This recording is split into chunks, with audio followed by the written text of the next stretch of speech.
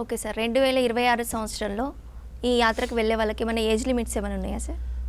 కైలాష్ మానసరోవర్ యాత్ర అనేటువంటి ఈ యాత్రకి హై ఆల్టిట్యూడ్లో వెళ్తున్నాం కాబట్టి సహజంగా ఒక 69 ఇయర్స్ వరకు ఉన్నటువంటి వారికి 70 బిలో అనేటువంటి ఒక ఏజ్ లిమిట్ పెట్టారు 2023-24 వరకు కూడా.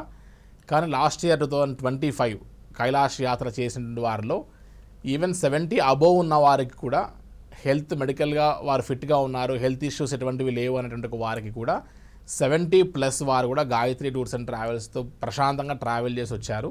సో ఈ 2026 సంవత్సరంలో ఎక్కడ కూడా ఏజ్ లిమిట్ లేదు. కానీ ఈవెన్ 70+ ఉన్నవారు కూడా మేము కైలాష్ యాత్ర చేద్దాము అనుకున్నటువంటి వారు బ్రీతింగ్ ఇష్యూస్ ఏమి కూడా లేకుండా ఇంకా అవకాశం ఉంటే మన ఫ్యామిలీ డాక్టర్ ఎవరైనా ఉంటే వారిని సంప్రదించి లంగ్ ఫంక్షనింగ్ టెస్ట్ అని ఒకటి, పల్మనరీ ఫంక్షనింగ్ టెస్ట్ అని ఒకటి, LFT PFT అని 2 చేస్తారు.